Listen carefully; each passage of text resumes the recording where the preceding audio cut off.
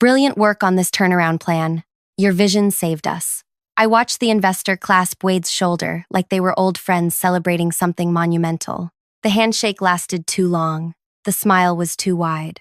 Wade leaned back in his chair with this relaxed confidence that made my chest tighten. 14 people in that room, every single one of them, looking at him like he'd just pulled the company back from the edge of collapse.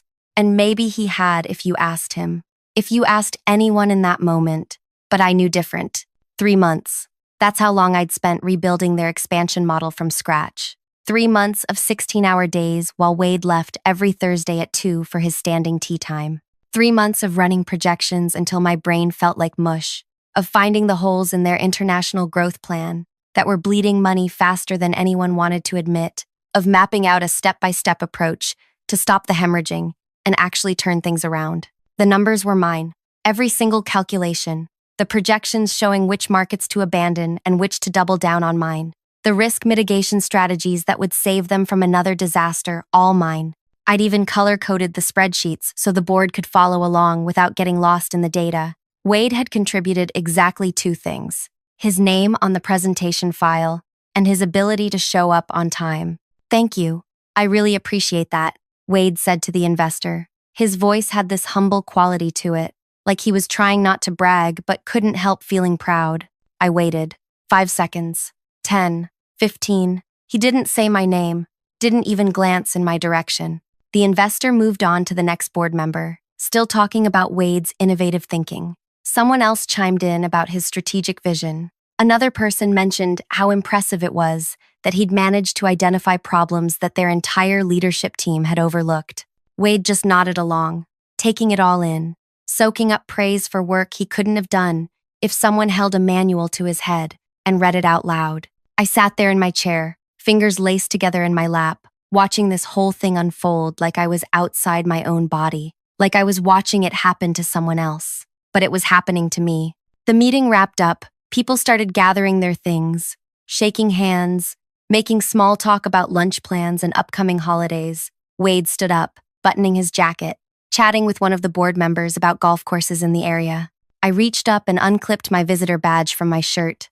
The plastic was warm from being against my body for the last 2 hours. I set it down on the table, right between the 2 water pitchers someone had brought in earlier. Then I stood up. I'm done here. Effective immediately. The room didn't go quiet, that's not what happened. But people stopped mid-sentence. The board member Wade was talking to looked over at me with this confused expression, like I'd just started speaking another language. My boss, Orson, took a step toward me. What are you talking about? I'm resigning. Right now. I'll send you something in writing by end of day, but consider this my official notice. Wade finally looked at me, really looked at me, and I saw it there, in his expression, this flicker of panic that he tried to cover up real quick. Let's talk about this outside, Orson said, already moving toward the door. There's nothing to talk about. I walked out, just turned and left, while they all stood there, trying to figure out what had just happened. I didn't run, didn't storm out, just walked at a normal pace through the building, got in my car, and drove home. My name is Kaya, and that was the day I stopped letting other people take what was mine. Orson started texting within 20 minutes. Then the messages turned into calls. I let the first few go to voicemail, but by the 17th attempt, I picked up just to make it stop. You're overreacting, he said. No, hello, no asking if I was okay. Just straight into telling me I was wrong. He was just accepting praise for the team. That's what team leaders do. Team leaders, I repeated. Wade's a team leader now? You know what I mean. He was representing the work you both did. Both did. Orson, tell me one thing Wade did on that project, besides spell check the title page. Silence on his end, long enough that I almost thought the connection dropped. It's more complicated than that, he finally said. Wade has relationships with those investors. They trust him. That matters in these situations. So I do the work and he gets the applause because people like his personality better? That's not what I'm saying. Then what are you saying? More silence. Then, sleep on it. Don't make any rash decisions. We can figure this out tomorrow. I hung up. Here's what nobody tells you about quitting in a moment like that. The rest of your day feels really strange. I went home and sat in my living room for an hour, not watching anything, not reading anything, just sitting there thinking about every other time something like this had happened. Smaller versions of it. Wade taking my ideas in team meetings and rephrasing them like they just occurred to him. Wade's name appearing first on project reports I'd written 90% of. Wade getting invited to leadership dinners while I stayed late, finishing work that had both our names on it. I'd told myself it didn't matter, that the work spoke for itself, that eventually people would notice who was actually producing results. But they hadn't noticed. They just kept praising Wade. That night, I updated my professional profiles. Not with some angry post about what happened, nothing like that.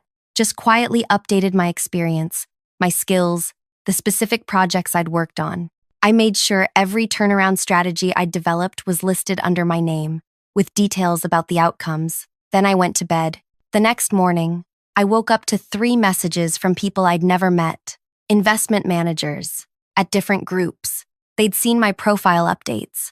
They'd heard about the turnaround model I'd built, and they wanted to know if I was available to help with their struggling acquisitions. At first, I thought maybe Orson had sent them my way as some kind of peace offering, but when I talked to the first one, he mentioned he'd been trying to track me down for weeks after hearing about my work through industry contacts. "We've got a similar situation," he told me. "Company that expanded too fast, burning money in the wrong markets. I heard you're the person who knows how to fix this kind of thing." "Where did you hear that?" "People talk. Your model's been making the rounds in our circles. Everyone wants to know who built it. Not Wade's name, mine." Before I continue further, thank you for listening to my story. It means everything to have you here. If you're listening while commuting, working, or just taking a moment for yourself, I see you. Drop a comment and let me know where you're listening from. I'd love to know where in the world you are. Now back to the story. By the end of that first week, I had 7 different investment groups asking me to consult on their failing portfolios. They didn't want someone to just patch problems. They wanted someone who could look at a broken expansion strategy and rebuild it from the ground up. That was my specialty, the thing I'd gotten good at over years of fixing other people's messes. I started saying yes, 1 project at a time, at first, then 2 at once, then 5. The work was intense, but in a different way than before. Instead of spending months on a single project while someone else got celebrated for it, I was spending weeks on each one, getting paid what I should have been making in a year, and getting thanked by the actual decision makers who knew exactly who'd done the work. Orson kept trying to reach me, less frequently as the days went on, but still, he'd send messages asking if I'd reconsider, saying they really needed me back, that things weren't the same without me. I didn't respond. Wade tried exactly once. A single text message that said, "I hope there's no hard feelings. You're really talented and I'm sure you'll do great things." I blocked his number. 6 weeks after I walked out of that investor meeting, my situation had completely changed. I was working with 11 different investment portfolios, making more money than I'd thought possible, getting recognized by name when I walked into meetings. People listened when I talked. Nobody interrupted me to rephrase what I'd just said. Nobody's name appeared on my work except mine. And then Orson's name showed up on my phone again. Different time of day, this time late evening on a Tuesday. I almost didn't pick up, but something made me curious. "We need help." His voice sounded strained, tired. "The expansion's hemorrhaging money. Worse than before. The board wants you back. Name your price." I let that sit in the air for a moment. Imagined him in his office, probably pacing, probably desperate. "What happened to your brilliant strategist?" I asked. The pause that followed told me everything. "He couldn't replicate the results." Replicate. That's an interesting word choice. "Orson, listen, I know how this looks. Do you? Because from where I'm standing, it looks like Wade took applause for work he couldn't actually do, and now you're in trouble because you believed him. The investors are pulling out. They're asking specifically for you. They want to know why you're not leading the implementation." Of course they were, because investors aren't stupid. They can tell the difference between someone who understands the strategy and someone who's just presenting it. "Because he didn't create it," I said. "That's why he couldn't replicate the results. You can't replicate something you never understood in the first place." Orson made this sound half sigh, half groan. "Please, we're losing everything. The board is panicking. I'm being told to fix this, or they're cleaning house. Your model was supposed to save us, but without you here to implement it, it's falling apart." My model is fine. Your execution is the problem. Then come back and execute it. Whatever you want. Whatever it takes. I sat down on my couch, phone pressed to my ear, thinking about all those times I'd watched Wade get praised for my work. All those times I'd swallowed my frustration and told myself to just keep my head down and produce good results. That eventually, someone would notice. I'll consult, I said, but I'm not coming back as an employee. I work for myself now. Fine. Whatever. Name your terms. 4 times my old salary, and that's the consulting rate, not annual. You're paying me what I'm worth now, not what you decided I was worth before. I heard him breathe out. Done. Anything else? Yeah. I present directly to the board and investors. No intermediaries, no managers, no one else's name on my work, just mine. Of course, absolutely. And Wade sits in that room while I do it. Silence. Orson, did you hear me? I heard you. I just don't understand why that's necessary. Because I want him to watch while I explain every single thing he claimed as his own. Every decision point he took applause for. Every calculation he couldn't reproduce. I want him to sit there while the same people who praised him realize exactly what happened. That's the condition. Take it or I hang up, and you can figure this out yourself. More silence. Then, I'll make it happen. We set the meeting for 2 weeks out. That gave me time to finish up my current projects and prepare for what was coming. Those 2 weeks felt longer than the previous 6 combined. I kept working with my other clients, kept building my reputation, but part of my brain was already planning what I'd say in that room, how I'd walk them through the strategy in a way that made it crystal clear who'd built it. I wasn't nervous exactly, more like focused, the way you feel before something important that you know you can handle. The night before the meeting, I couldn't sleep, not from anxiety, from anticipation. I lay there in the dark, thinking about Wade's face when the investors had praised him. That relaxed confidence, that easy acceptance of recognition he hadn't earned. Tomorrow, that was going to change. I showed up 15 minutes early. The building looked the same as it had 6 weeks ago, but walking into it felt completely different. Last time, I'd been an employee hoping someone would notice my work. This time, I was a hired expert they were paying premium rates to fix their disaster. Orson met me in the lobby. He looked worse than he'd sounded on the phone, shadows under his eyes, shirt not as crisp as usual. Thank you for coming, he said. The board's already gathering. They're very eager to hear from you. Is Wade here? He's here. I told him he needed to attend as part of the transition team. And he agreed? He didn't have much choice. We walked through the building toward the same room where the investor meeting had happened. My footsteps echoed in the hallway. I wasn't wearing the same clothes as last time. I'd chosen something sharper, more expensive. The kind of outfit that said I wasn't asking for permission anymore. The room was full when we entered. 14 people again, but different faces this time. The full board, the investors who'd been pulling out, senior leadership I recognized from my time working there, and Wade, sitting near the back, looking like he wished he could disappear into the wall. Our eyes met for half a second. He looked away first. Everyone, this is Kaya, Orson announced. She'll be walking us through the expansion strategy and its implementation. Several board members nodded. One of the investors, the same one who'd praised Wade, stood up and shook my hand. We've heard a lot about you, he said. People in the industry speak very highly of your work. I appreciate that, I said. Everyone found their seats. I moved to the front of the room, connected my laptop to the projector, and pulled up my presentation. 3 months of work, distilled into a format that would take 3 hours to properly explain. I didn't rush, didn't summarize. I walked them through every single part of it. Started with the initial assessment, how I'd identified which markets were draining resources without generating returns. Showed them the analysis I'd run on their expansion timeline. The specific points where decisions had been made without adequate data. Explained exactly how I'd rebuilt their model from the ground up. This section here, I said, pointing to a particularly complex projection, required understanding the local banking regulations in 4 different countries. I spent 2 weeks just researching compliance requirements, because one mistake here would have meant legal exposure worth millions. One of the board members leaned forward. Wade, did you help with this part? I didn't look at Wade, kept my focus on the board member. I worked on this section alone. It required specific knowledge of international finance law. Wade stayed quiet. I moved to the next part. the risk mitigation strategies, the market-by-market breakdown of where to pull back and where to invest more heavily, the timeline for implementation that would minimize disruption while maximizing recovery.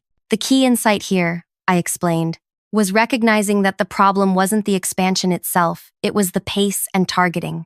You'd moved into markets that required 3 to 5 years of relationship building before profitability, but you were expecting returns in 18 months.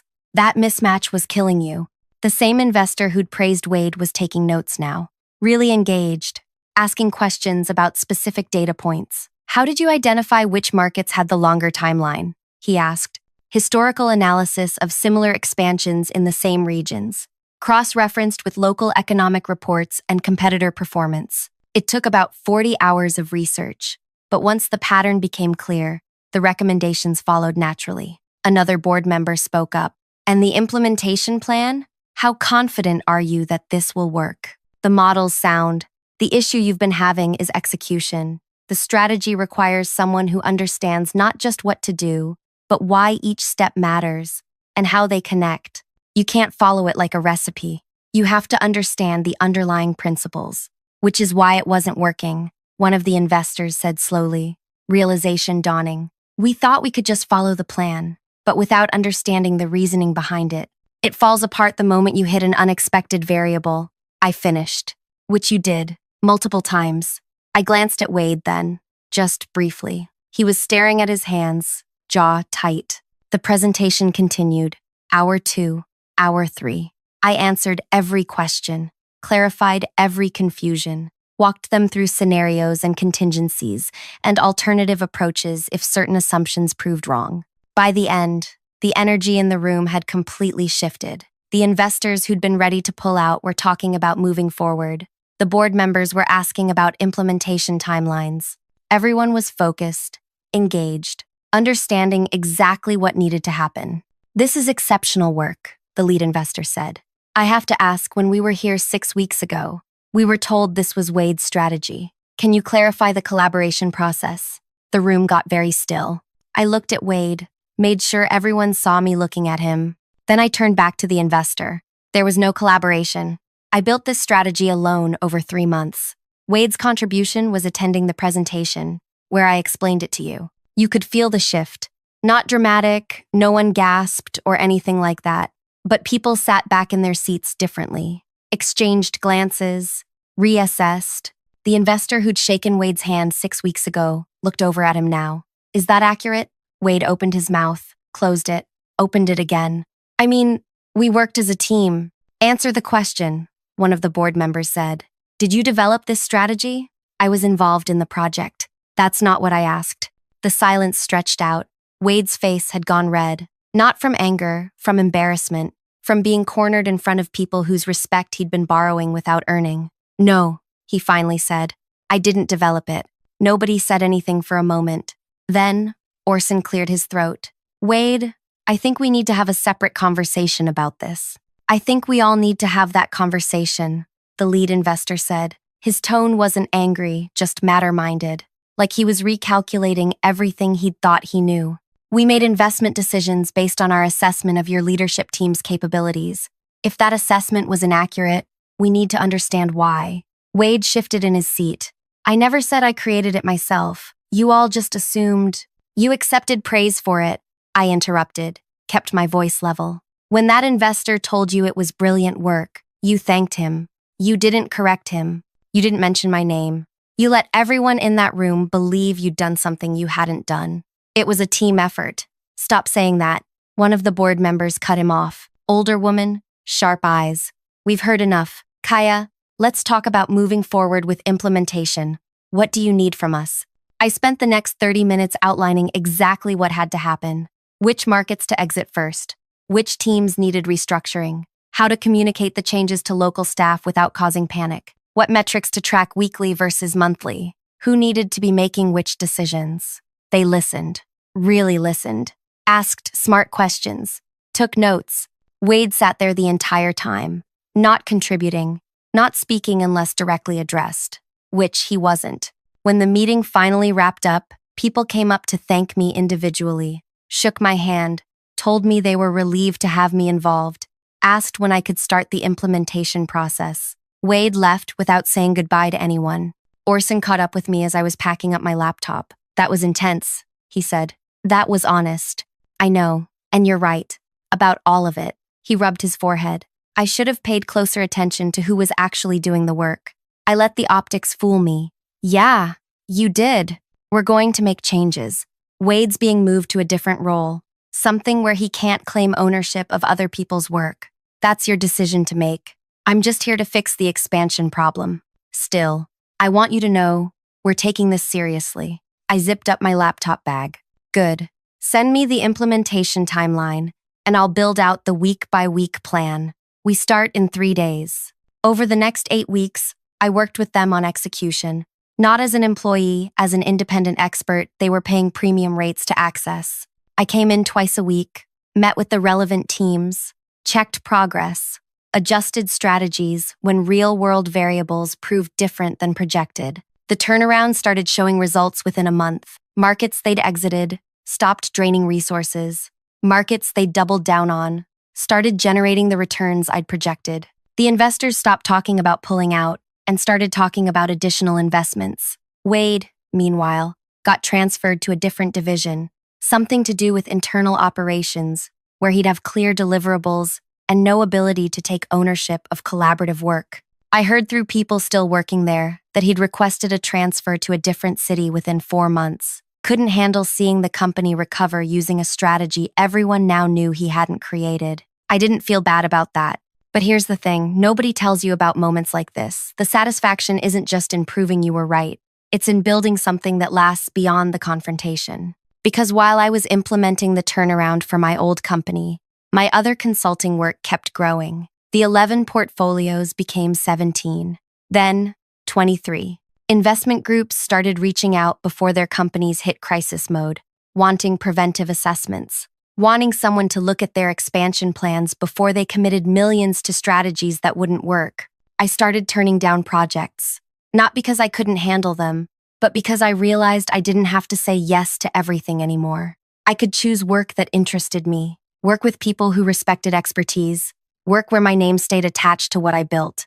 6 months after that presentation where Wade sat in silence, I was working with clients in 9 countries, making more in a month than I'd made in a year at my old job, getting invited to speak at industry events about turnaround strategies and international expansion models. People knew my name now. When I walked into meetings, they knew exactly who I was and why I was there. And Wade, last I heard, he took a position at a much smaller company in a different city, somewhere his reputation hadn't followed him, somewhere he could start over without everyone knowing he'd once accepted applause for work he couldn't reproduce. I didn't keep tabs on him deliberately. Information just filtered back through mutual contacts. The industry's smaller than people think. One afternoon, about 8 months after everything went down, I got a message from someone I didn't recognize. Investment manager at a group I'd never worked with. I hope this doesn't come across wrong, the message said, but I wanted you to know that we were about to hire someone for a senior strategy role. And during the reference checks, we heard some concerning things about credit attribution issues. Just wanted to say thank you for being public about what happened. It helped us avoid making a bad hire. I stared at that message for a long time. Then I wrote back, "Who were you about to hire?" Someone named Wade. He interviewed really well, but when we dug deeper, the story started falling apart. So that's how it worked. Not just the immediate consequences of being exposed in that boardroom, but the long-term reality that in specialized industries, people talk, they remember, they pass information along when it matters. Wade's ability to coast on other people's work had ended that day in the presentation, not just at one company, but everywhere that reputation mattered. I didn't ruin his career. He'd done that himself by choosing to accept praise he hadn't earned. I just made sure the truth was visible. My consulting work continued growing. By the end of the first year, I'd worked with 38 different portfolios, some short-term assessments, some long-term implementations, all of them paying me rates that reflected actual value, not whatever budget calculation someone in leadership had decided was appropriate. I hired help eventually, not employees, other independent experts who specialized in areas I didn't. We collaborated on larger projects, always with clear attribution for who contributed what. Nobody's name appeared on work they hadn't done. Nobody got praised for someone else's thinking. It sounds simple, but apparently it's revolutionary. The company where everything went down stabilized completely. Their expansion strategy worked. They recovered their losses and started growing sustainably. Orson sent me a message about a year after that confrontation presentation, saying the board had specifically mentioned my work in their annual report. Asked if I wanted to be listed as a strategic advisor.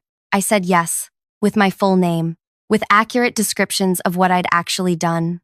Wade never reached out, not to apologize, not to explain, not to acknowledge anything. And honestly, I preferred it that way. Some people never develop the self-awareness to understand what they did wrong.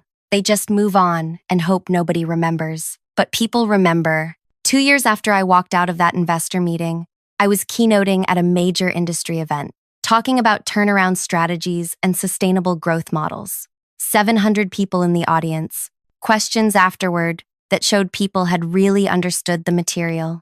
As I was leaving the stage, someone stopped me. Older man, investor type. That presentation you gave 2 years ago, he said. The one where you exposed the credit theft. I was in the room. I remembered him. One of the board members who'd asked Wade directly if he'd developed the strategy. I wanted to tell you something, he continued. After that meeting, our board implemented new policies about attribution and recognition. We require detailed contribution logs on major projects now. We verify claims during presentations. What you did changed how we operate. That's good, I said. That's really good. It wasn't comfortable at the time, but it needed to happen. So thank you. He walked away before I could respond. I stood there in the empty auditorium, thinking about that moment when I'd placed my visitor badge on the table and walked out, how it had felt like destroying something I'd built, how I hadn't known what would come next. But what came next was better. Not easier, better, more honest, more sustainable, more mine. 3 years in, my consulting practice was established enough that I could afford to be selective. I took on projects that challenged me, turned down work that felt repetitive, started mentoring younger professionals who were dealing with similar credit theft situations, helping them document their work and advocate for themselves. Some of them asked if they should quit like I did. Only if you're ready to build something yourself, I told them. Don't quit to make a point. Quit because you know you can do better somewhere else. Not everyone was ready for that. Some stayed and fought within their companies. Some moved to different organizations. Some started their own practices, like I had. But they all learned the same lesson I'd learned. Your work has to be undeniably yours. Document it. Make sure people know who built what. Don't wait for someone to notice. Make it visible. Wade's name stopped coming up in industry conversations. He'd become one of those people who'd had a moment of visibility and then faded into the background. Working somewhere, doing something, but not making waves, not getting recognition. And me? I built exactly what I'd wanted. A practice where I got paid what I was worth, where my name stayed attached to my thinking, where I could choose who I worked with and what problems I solved. The revenge wasn't destroying Wade's career. That was just a consequence of his own choices catching up with him. The real revenge was building something so successful that it made walking away from that moment look like the best decision I'd ever made. Thank you so much for listening to this whole story. If it resonated with you, if it reminded you of something in your own life, I'd love to hear about it in the comments. And if you haven't already, please hit that like button and subscribe. It helps more people find these stories. More people who might need to hear that walking away from people who don't value you isn't giving up, it's choosing yourself. All right, thanks again for being here.